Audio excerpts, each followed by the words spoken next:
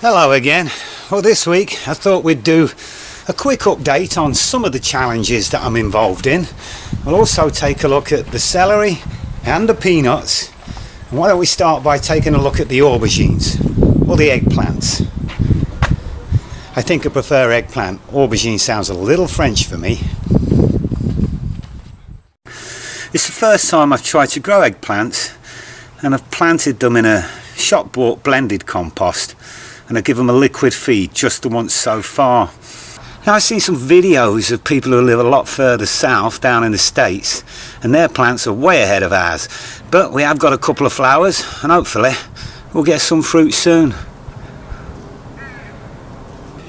I'm also growing peanuts for the first time, and even though I'm told that they're not really suited for this area, I've managed to get a few to germinate and the plants are growing.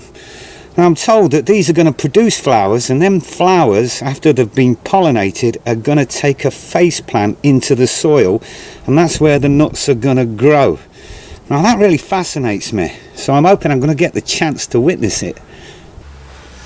The celery isn't that big yet, but it is growing, and I've got it loosely tied up with an elastic band near the top, and it's in the wettest bed because celery likes a lot of water, and I want to try and blanch some of it. Now, some people put like a newspaper around it or a bit of brown paper bag or something like that, and it helps block out the light. So I'm going to use these red cups because there's an abundance of these things at this time of year where I live, and I'm just going to pop that round.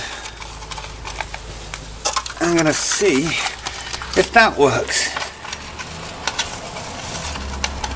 Bit of an experiment. I'm going to do every other one, and then I'll compare them with the ones that I'm just going to let grow.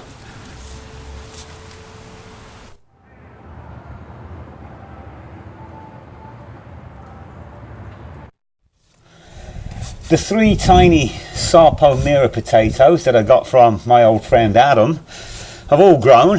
This one's in flower right now. The other two have already flowered, and I think they're about ready. I'll probably give them another couple of weeks and we'll tip them out. Now, I'm not really going to take any potatoes from here to eat. This is for seed crop for next year, and I'm going to have to research on how to store seed potato over the winter. The potato tower challenge. Now, this is the 1 meter line, which is the top of the bucket, and this is the plant. And the plant's growing really slowly now.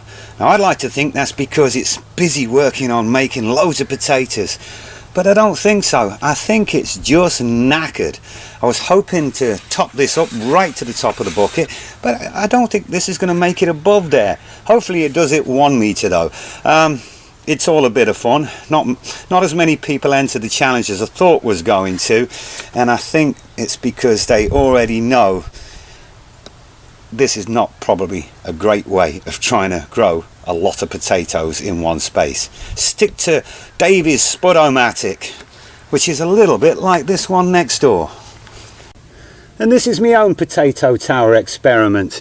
And what I've done is I've got 3 buckets growing separately and 3 buckets growing vertically, and I've added 2 potatoes, 2 potatoes, 2 potatoes, and at the same time I've added the 2 potatoes to the tower, I've added them to a bucket. This is going to be the good shootout, and I think we'll empty these when I get back from my holidays, let's say mid-August time.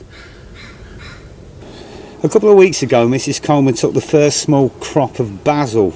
And you'll note that Mrs. Coleman's being very careful with this first crop, and it is important. We'll take a look at that later. Now, this crop's going to get turned into pesto. Smile, Mrs. Coleman.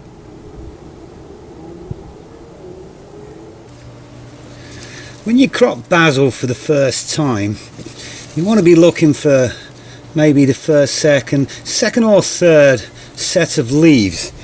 And what we want to do is just take it off right there. And what's going to happen is, a lot like a pepper, you're going to get 2 new growing shoots, and they're going to start bushing out. And the more you crop, the more it bushes out, the more basil you get. Now, I've got one here. This was cropped about 10 days ago, just here. And as you can see, it's already branching out. We've already got a lot more growth on it. It's said that one basil plant is ample enough for one person. Obviously, me and Mrs. Coleman disagree with that. We're growing 36 plants. But we do enjoy our pesto.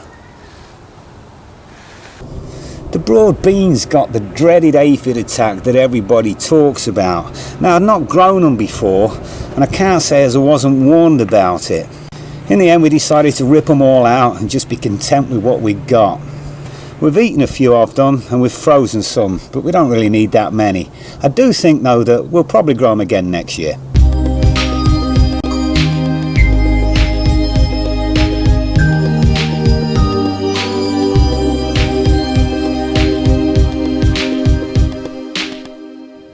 I've stuck sunflowers in all over the garden this year, and that's because I'm having to redesign a few of the borders due to the new house construction next door. None of the sunflowers are showing any sign of any colour yet, but a few flower heads are starting to form, and this one particular plant appears to be producing about a dozen heads. I'm pretty happy with that. I'm going to be away in the UK for about 3 weeks in August, and I'm going to be pretty pissed off if I miss this lot flowering. Been a bit of a weird year this year. I've spent most of my time rebuilding and revamping the flower borders. I've spent a lot less time on the vegetables, but the vegetables seem to have taken care of themselves and the crops are as good as ever. Anyway, right now I think it's time for a beer. Next time I think we're going to be looking at turnips. I've got this nice little Yellow Dog Brewery Pale Ale I've been looking forward to. Cheers.